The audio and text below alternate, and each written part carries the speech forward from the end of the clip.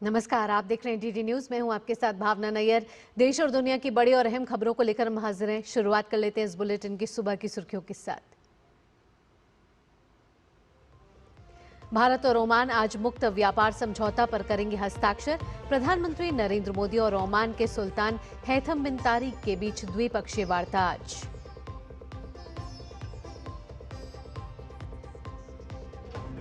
लोकसभा में आज कृषि मंत्री शिवराज सिंह चौहान विकसित भारत जी राम जी विधेयक पर चर्चा का देंगे जवाब। आज तड़के विधेयक पर सभी सांसदों ने रखे विचार।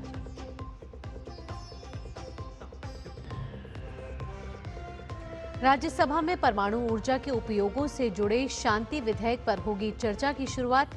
लोकसभा से पारित हो चुका है विधेयक।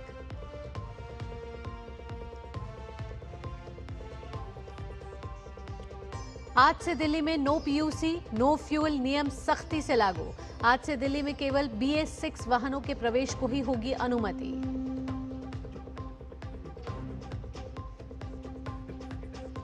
और बैडमिंटन वर्ल्ड टूर फाइनल में सात्विक चिराज ने जीत के साथ की अभियान की शानदार शुरुआत। भारतीय जोड़ी ने चीनी जोड़ी लियांग वांग को हराया। प्रधानमंत्री नरेंद्र मोदी आज ओमान दौरे के दूसरे दिन सुल्तान हैथम बिन तारिक के साथ द्विपक्षीय वार्ता करेंगे। भारत और ओमान के बीच ऐतिहासिक आर्थिक साझेदारी मुक्त व्यापार समझौते यानी कि CEPA पर हस्ताक्षर किए जाएंगे। प्रधानमंत्री मोदी और ओमान के सुल्तान की उपस्थिति में केंद्रीय वाणिज्य एवं उद्योग मंत्री पीयूष गोयल और ओमान के वाणिज्य उद्योग एवं निवेश संवर्धन मंत्री कैस अल यूसुफ इस समझौते पर हस्ताक्षर करेंगे। इसके अलावा आज प्रधानमंत्री मोदी बिजनेस फोरम के कार्यक्रम में भी शामिल होंगे और भारतीय समुदाय के लोगों और छात्रों के साथ संवाद करेंगे। इससे पहले प्रधानमंत्री नरेंद्र मोदी कल अपने 3 देशों के दौरे के अंतिम चरण में ओमान के 2 दिन के दौरे पर मस्कट पहुंचे। मस्कट हवाई अड्डे पर ओमान के रक्षा मामलों के उप प्रधानमंत्री सैयद शिहाब बिन तारिक अल सईद ने प्रधानमंत्री मोदी का स्वागत किया। दोनों नेताओं ने अलग अलग क्षेत्रों में भारत ओमान सहयोग को मजबूत करने और रणनीतिक साझेदारी को आगे बढ़ाने पर चर्चा की। पीएम का ओमान का यह दूसरा दौरा है। ओमान के रक्षा मामलों के उप प्रधानमंत्री शहाब बिन तारिक ने प्रधानमंत्री के सम्मान में रात्रि भोज का आयोजन किया। राजधानी मस्कट में आयोजित इस भोज में गणमान्य नागरिक शरीक हुए। प्रधानमंत्री मोदी ने सोशल मीडिया पोस्ट में कहा कि ओमान और भारत के बीच अटूट मित्रता और गहरे ऐतिहासिक संबंध हैं। उन्होंने कहा कि इस यात्रा से सहयोग के नए रास्ते तलाशने के साथ साथ दोनों देशों के बीच संबंध और मजबूत होंगे। पीएम का ये दौरा ऐसे समय में हो रहा है जब दोनों देश कूटनीतिक संबंधों की स्थापना की 70वीं वर्षगांठ मना रहे हैं। ओमान में रह रहे भारतीय समुदाय ने प्रधानमंत्री नरेंद्र मोदी का स्वागत बेहद गर्मजोशी के साथ किया। पीएम के अभिनंदन के लिए राजधानी मस्कट में भारी जनसमूह उमड़ा। लोगों ने भारत माता की जय और मोदी मोदी के नारे लगाए। पीएम ने सभी का हाथ जोड़कर अभिवादन स्वीकार किया। ओमान के कलाकारों के साथ साथ भारतीय कलाकारों ने भी रंगारंग प्रस्तुतियां दी। इनमें गुजराती गीत, राजस्थान का घूमर नृत्य, कथक और भरतनाट्यम जैसे क्लासिकल नृत्य और यक्षगान शामिल था।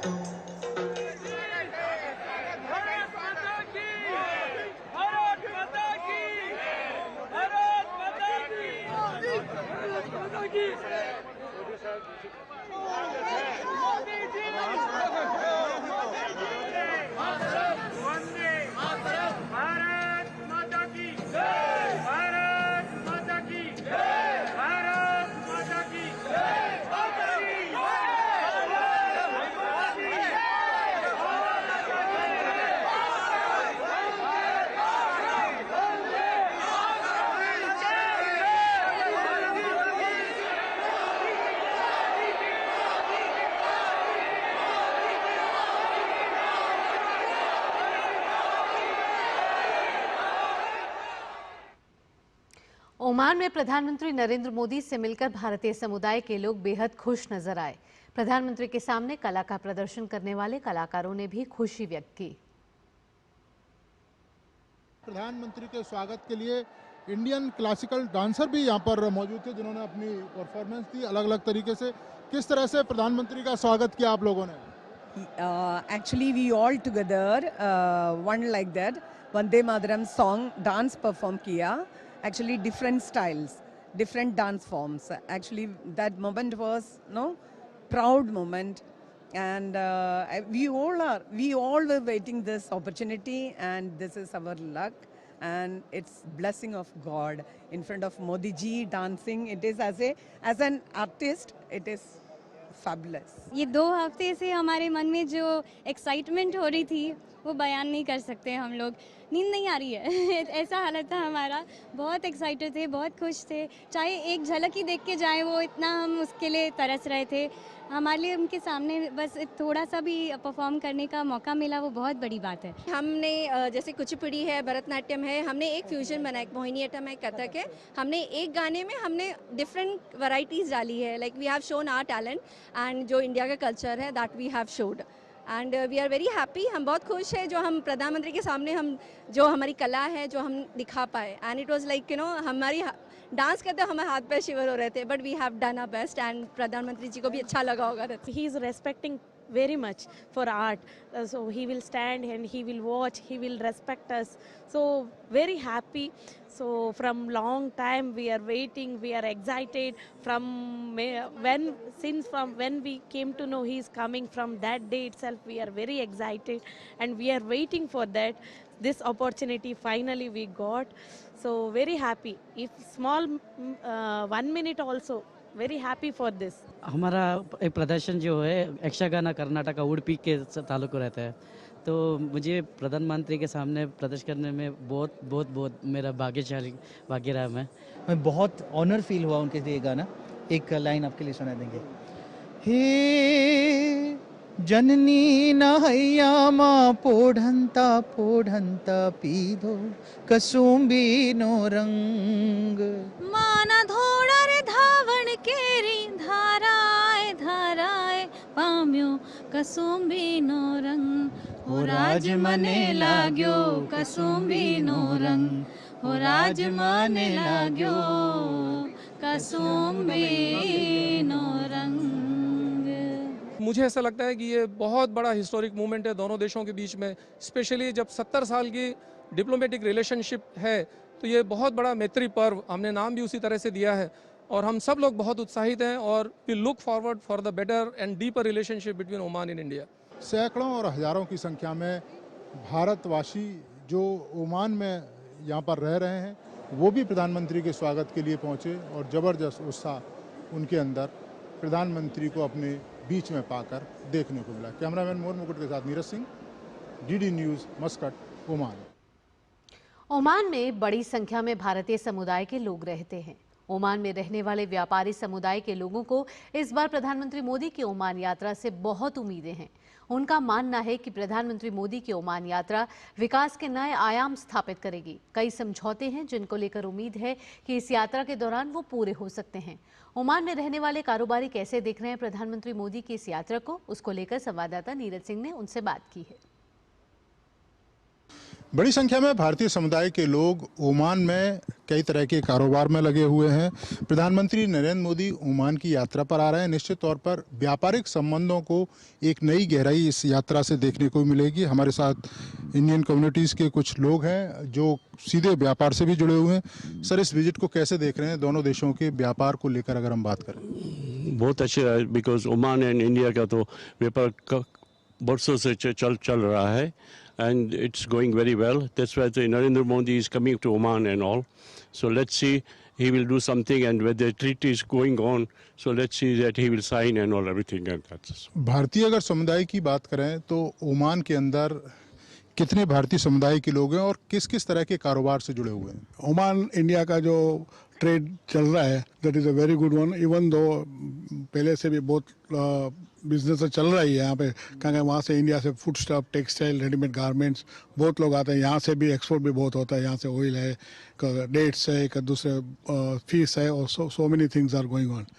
बट आज नरेंद्र मोदी जी आ रहे हैं यहाँ पे, तो we are very happy to welcome them यहाँ पे ओमान में। अच्छा सर, अगर हम देखें कि दोनों ही देशों को मुक्त व्यापार को लेकर काफ़ी आगे बढ़े हैं, कैबिनेट ने भी भारत के अंदर अप्रूवल दिया है, यहाँ पर भी शेरा परिषद की बात करें, उन्होंने भी एक तरीके से अप्रूवल दिया है, तो आपको क्या लगता है कि एक मुख्य मुद्दा होगा, एक बड़ा की पॉइंट हो सकता है दोनों देशों के बीच? जरूर हो सकता है साहब। ये कहानी आज की नहीं है, 3-4 साल से चल रही है। दी कोशिश दोनों गवर्नमेंट की हो रही है, प्लस माइनस ये बनाओ, ये सुधारो, ये मत करो, वो not acceptable to us, not acceptable to us. आज तकरीबन 3-4 साल के बाद आज पूरा हो रहा है मोदी जी के विजिट के दरमियान। तो इससे और तो कोई अच्छा हो ही नहीं सकता। अगर दोनों देशों के बीच में समझौता हो जाए, sort of we call it in a normal word FTA. I think there are so many things are there. There are certain anti-dumping duties, like certain things that duties are not allowed to import here. अगर वो जो रास्ता निकल जाए ना, तो भारत के लिए तो बहुत अच्छा होगा। People are happy. Now we have improved in our quality, we have improved in our technology, we have improved in our packaging of the goods. We have really come to the level where they cannot say Indian goods are not at par with the excellent. ये आपने देखा भारतीय समुदाय के लोग जहाँ पर सालों से कारोबार से जुड़े हुए हैं, और इनका भी मानना है कि 2018 में प्रधानमंत्री की यात्रा और इसके साथ 2025 में प्रधानमंत्री दोबारा से ओमान आ रहे हैं, दोनों देशों के व्यापारिक संबंधों को एक नई ऊंचाई मिलेगी, एक नई गहराई मिलेगी। कैमरामैन मोर मुकुट के साथ Neeraj Singh, DD news, Muscat, Oman. वक्त यहाँ छोटे से ब्रेक का हो रहा है, लेकिन ब्रेक के बाद जब लौटेंगे तो बात करेंगे संसद के शीतकालीन सत्र से जुड़ी हुई खबर के साथ।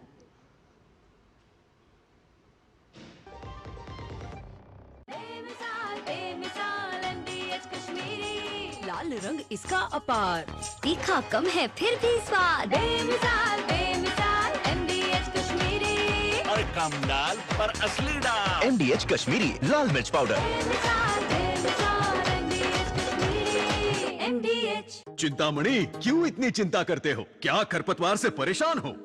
पेश है स्टील MH210 फ्लावोमीटर। खरपतवार पे करो वार, सुनहरी फसल होगी हर बार। तू मेरे घर के रानी, ये मेरे खेतों का राजा। स्टील उपकरण लाए परिवर्तन। LIC युवा प्रोफेशनल्स के लिए लाए हैं नव जीवन श्री। करें नियमित प्रीमियम का भुगतान, जीवन बीमा का आनंद लें, प्राप्त करें प्रीमियम के प्रतिशत पर गारंटीकृत एडिशंस। अपने वित्तीय लक्ष्यों के अनुरूप मैच्योरिटी पर गारंटीकृत धनराशि पाएं। मौजूदा पॉलिसी धारकों के लिए आकर्षक अतिरिक्त लाभ आज ही खरीदें।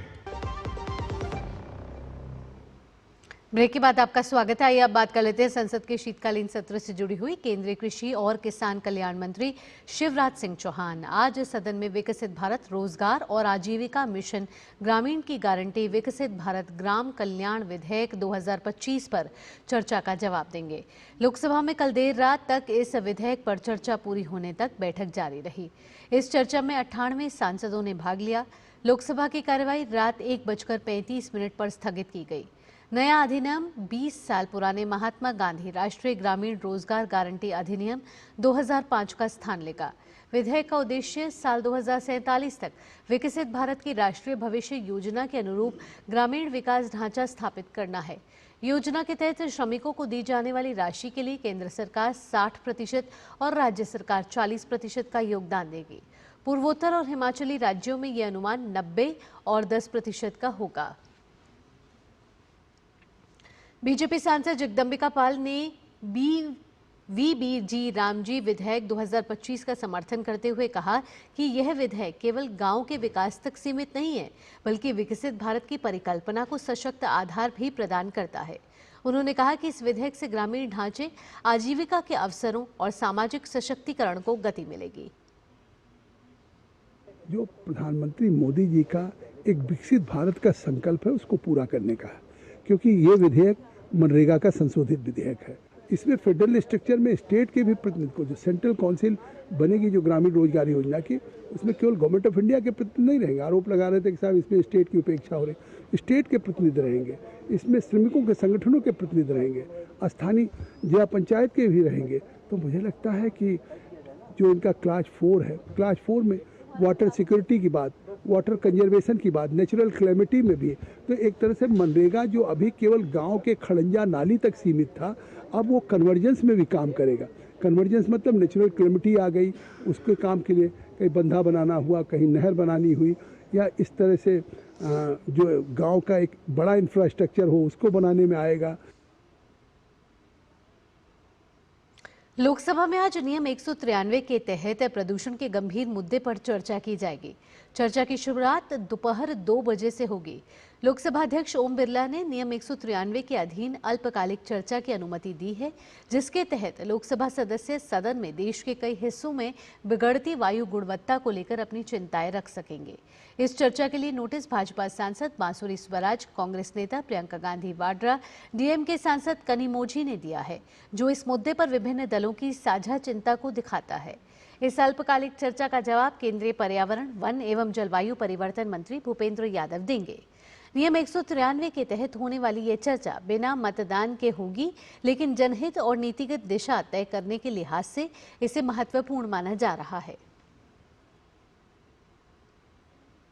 वन नेशन वन इलेक्शन पर गठित संयुक्त संसदीय समिति की बैठक में प्राप्त सुझावों को जेपीसी अध्यक्ष और वरिष्ठ लोकसभा सांसद पीपी चौधरी ने महत्वपूर्ण बताया है। उन्होंने कहा कि वन नेशन वन इलेक्शन विधेयक लागू होने से चुनावी खर्च में कमी आएगी और बार बार होने वाले चुनावों से होने वाले आर्थिक बोझ से देश को राहत मिलेगी। उन्होंने कहा कि इससे शासन व्यवस्था अधिक स्थिर होगी और विकास कार्यों को गति मिलेगी।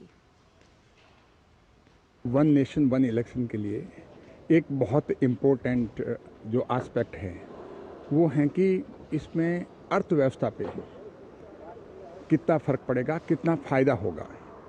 तो इसके लिए पहले जो रिपोर्ट्स आई हैं उसमें करीब 5 लाख से 7 लाख करोड़ के बीच में अर्थव्यवस्था को फ़ायदा होगा अगर एक साथ लोकसभा के और विधानसभा के चुनाव होते हैं।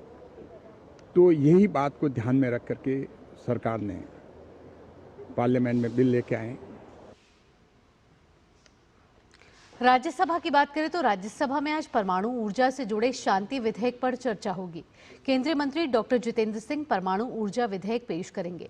इस विधेयक का उद्देश्य बिजली उत्पादन, स्वास्थ्य सेवाओं, खाद्य और जल सुरक्षा, कृषि, उद्योग, अनुसंधान, पर्यावरण और नाभिकीय विज्ञान और तकनीक में नवाचार को बढ़ावा देना है।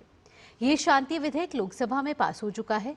वहीं शिवराज सिंह चौहान राज्यसभा नारियल विकास बोर्ड के निर्वाचन से जुड़ा प्रस्ताव रखेंगे। ये प्रस्ताव नारियल विकास बोर्ड नियम 1981 और नारियल विकास बोर्ड अधिनियम 1979 के प्रावधानों के अनुसार है। इसके अलावा प्रश्नकाल में कई मंत्रालयों से जुड़े सवाल जवाब होंगे। यहां ले रहे एक छोटा सा ब्रेक, जल्द हाजिर होते हैं। अदरक की हुई कुटाई, चाय की पतीली चढ़ाई, कैसी बनी चाय? सिर्फ अदरक से चाय का स्वाद नहीं आएगा। नहीं आएगा बेटा, चाय का असली टेस्ट MDHT+ से ही आएगा। लौंग, हरी इलायची से भरपूर MDH 3+ मसाला। मसाले सच MDH। चिंतामणि, क्यों इतनी चिंता करते हो? क्या खरपतवार से परेशान हो? पेश है स्टील MH210 फ्लावर वीडर। खरपतवार पे करो वार, सुनहरी फसल होगी हर बार। तू मेरे घर के रानी, ये मेरे खेतों का राजा। स्टील उपकरण लाए परिवर्तन। कौन है जो जोड़े देश को? विकसित भारत का विकसित भारत।